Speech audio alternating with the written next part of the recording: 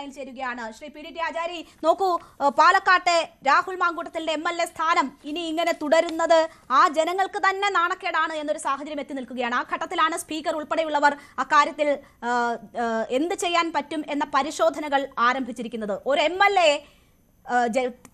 ജയിപ്പിച്ച് വിട്ട് കഴിഞ്ഞാൽ അയാൾ രാജിവെച്ചില്ലെങ്കിൽ ആ രാഷ്ട്രീയ പാർട്ടിക്ക് ഒന്നും ചെയ്യാൻ പറ്റില്ല എന്ന് പറയുന്നു, ആ ജനങ്ങൾക്കും ഒന്നും ചെയ്യാൻ പറ്റില്ല എന്ന് പറയുന്ന ഒരു സാഹചര്യത്തെ താങ്കൾ എങ്ങനെയാണ് നോക്കിക്കാണുന്നത്? എന്താണ് അതിന്റെ സാധ്യതകൾ? രാഹുൽ മാങ്കൂട്ടത്തിൽ എതിരായിട്ട് റേപ്പ് കേസ് വന്ന ഒരു സാഹചര്യത്തില് അദ്ദേഹത്തിനെ അസംബ്ലിയിൽ നിന്ന് നീക്കാൻ അസംബ്ലിക്ക് കഴിയണമല്ലോ. അസംബ്ലിക്ക് അതിന് അധികാരമുണ്ട്. അതായത് ഇപ്പോൾ സ്പീക്കർ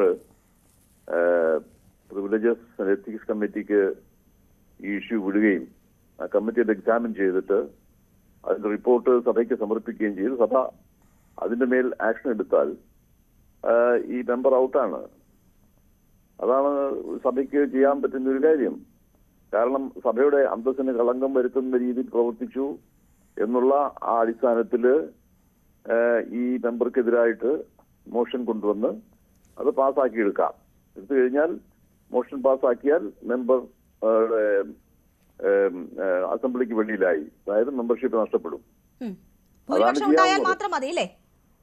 ഭൂരിപക്ഷം അതെ അതെ, ഭൂരിപക്ഷം അനുസരിച്ച് ആ പ്രമേയം പാസ്സാക്കിയാൽ പിന്നെ മെമ്പറുടെ സ്ഥാനം നഷ്ടപ്പെട്ടു കഴിഞ്ഞു.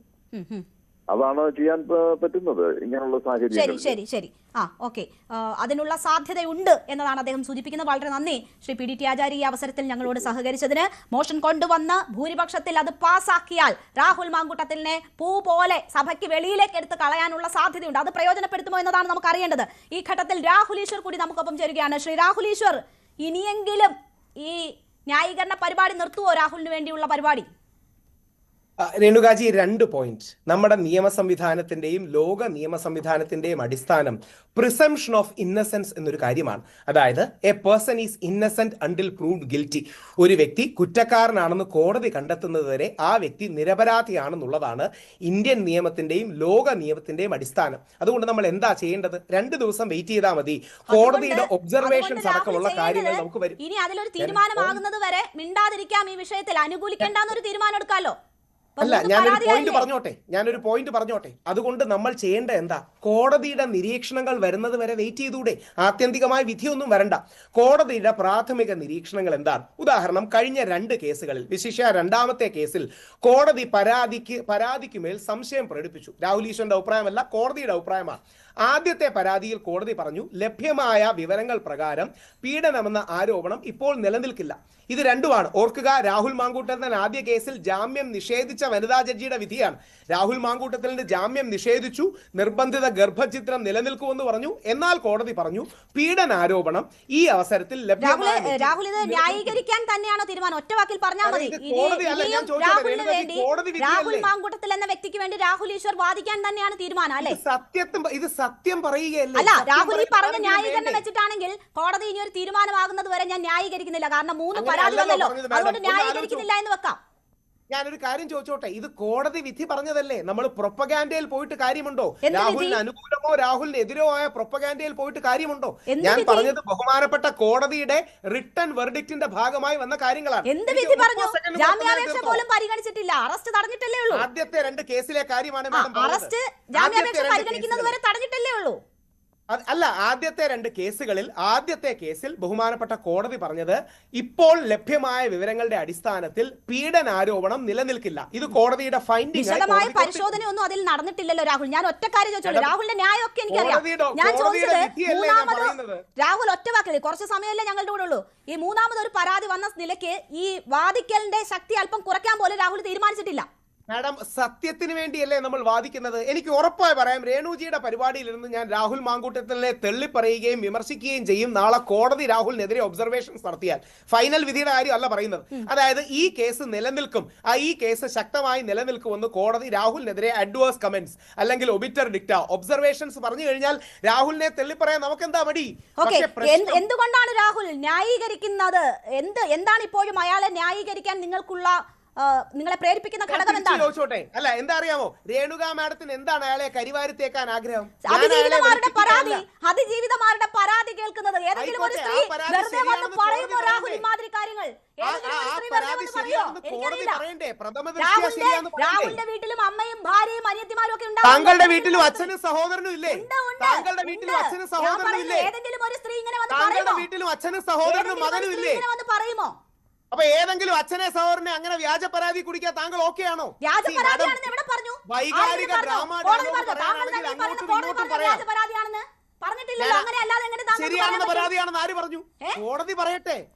പരാതി ഞാൻ ചോദിക്കുന്നത്, ഏതെങ്കിലും ഒരു സ്ത്രീ ഒരാവശ്യം ഇല്ലാണ്ട് വെറുതെ വന്ന് ഇങ്ങനെ ഒരു കാര്യം പറയുമോ? അവരുടെ വയറ്റിലുണ്ടായ ഭ്രൂണം ആരുടേതാണെന്ന് DNA പരിശോധനയുണ്ട്.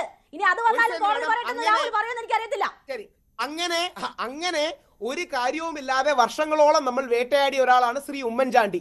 ആ ഉമ്മൻചാണ്ടി ഈ ചർച്ചയിൽ ഉന്നയിക്കണമെങ്കിൽ നാണം വേണമല്ലോ രാഹുലെ, നാണം. അതെന്തിനാ ഉമ്മൻചാണ്ടിയുടെ പേര് ഉന്നയിക്കാൻ നാണം വേണമെന്ന് ഞാൻ രേണുകാജിയോട് ചോദിച്ചോട്ടെ. രേണുകാജി ഉമ്മൻചാണ്ടിയെ സപ്പോർട്ട് ചെയ്തിരുന്നു. നോക്കൂ രാഹുൽ, രേണുകാജി ഉമ്മൻചാണ്ടിയെ വേട്ടയാടിയപ്പോൾ ഉമ്മൻചാണ്ടിയെ സപ്പോർട്ട് ചെയ്തിരുന്നു. ഒരു കുട്ടികളെ വയറ്റിലുണ്ടാക്കി ഗർഭചിത്രം വരുത്തുന്നതിന് തെളിവില്ല എന്ന് പറഞ്ഞവരാണ് ഇപ്പോൾ തെളിവ് ഉൾപ്പെടെയാണ് പരാതി നൽകിയിരിക്കുന്നത്. തെളിവുണ്ടെന്ന് വാലിഡേറ്റ് ചെയ്യേണ്ടത് കോടതിയല്ലേ? കോടതി വാലിഡേറ്റ് ചെയ്യട്ടെ. എന്തായാലും കോടതിയുടെ തീരുമാനം വരെ എനിക്ക് കാത്തിരിക്കേണ്ടി വരില്ല. കാരണം ഒരു സ്ത്രീയും ഞാൻ വിശ്വസിക്കുന്നില്ല. രാഹുൽ ഒരൊറ്റ കാര്യം, പുരുഷ കമ്മീഷന് പകരം പീഡകരുടെ കമ്മീഷൻ എന്നെങ്ങാനുമാക്കി മാറ്റുന്നതായിരിക്കും നല്ലത്. താങ്കളുടെ സംഘടനയുടെ പേര് പീഡന ആരോപണങ്ങൾ ശരിയാണോ തെറ്റാണോ എന്ന് നോക്കാനുള്ള കമ്മീഷൻ വേണ്ടേ നമുക്ക്? ഇനിയും ഇതാണ് നിലപാടെങ്കിൽ രാഹുലിന്റെ കമ്മീഷന്റെ പേര് പീഡകരുടെ കമ്മീഷൻ എന്നാക്കണം. എന്റെ കമ്മീഷൻ അല്ല, കേരള നിയമസഭ പരിഗണിക്കുന്ന 246 നമ്പർ ബിൽ നിയമസഭാ സെക്രട്ടേറിയറ്റ് മുമ്പോട്ട് വെച്ച കേരള പുരുഷ കമ്മീഷൻ ബില്ലാണിത്. കേരളത്തിലെ പുരുഷന്മാർക്ക് അപമാനമാണ് ഇങ്ങനെ പറയുന്നത്. കേരളത്തിലെ സ്ത്രീകൾക്കും അപമാനമാണ് വ്യാജ പരാതിയാണെങ്കിൽ കോടതി പറഞ്ഞാൽ മതി. ഞാൻ ഒരു പോയിന്റ് വെച്ചോട്ടെ, ഈ വാദത്തിനിടെ ഒരു പോയിന്റ് വെച്ചോട്ടെ. അതായത് നമ്മുടെ നിയമത്തിൽ റെട്രോസ്പെക്റ്റീവായി കൺസെന്റ് പിൻവലിക്കാനുള്ള റൈറ്റ് ഇല്ല, ഒരു നിയമത്തിലില്ല. അതായത് മുൻകാലത്തിലേക്ക് പോയി പിൻകാലത്തിലേക്ക് പോയി കൺസെന്റ് നൽകിയില്ല എന്ന് പറയാനുള്ള ലീഗൽ റൈറ്റ് നമ്മുടെയോ ലോകത്തിലെയോ നിയമ സംവിധാനത്തിൽ ഇല്ല. നമ്മുടെ നിയമത്തിന്റെ അടിസ്ഥാനം പ്രിസംപ്ഷൻ ഓഫ് ഇന്നസെൻസ് ആണ്. അതുകൊണ്ടാണ് നമ്മൾ പറയുന്നത് ബഹുമാനപ്പെട്ട കോടതിയുടെ ഒബ്സർവേഷൻ വരുന്നത് വരെ വെയിറ്റ് ചെയ്യുക. ഉമ്മൻചാണ്ടി സാറിന്റെ കേസ് നമ്മൾ കണ്ടു, നിവിൻ പോളിയുടെ കേസ് കണ്ടു. അങ്ങനെ ആകണമെന്നില്ല ഈ കേസ്. രാഹുൽ തെറ്റുകാരനാകാം, കുറ്റക്കാരനാകാം, രാഹുലിന് അതിശക്തമായ ശിക്ഷ വിധിച്ചേക്കാം.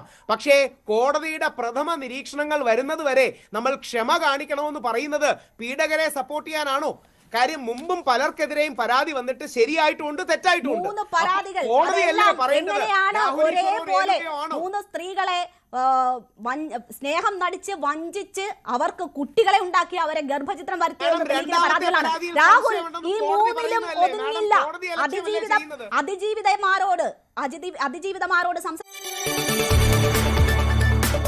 കൂടുതൽ വാർത്തകൾക്ക് News 18 Keralam YouTube channel subscribe ചെയ്യുക.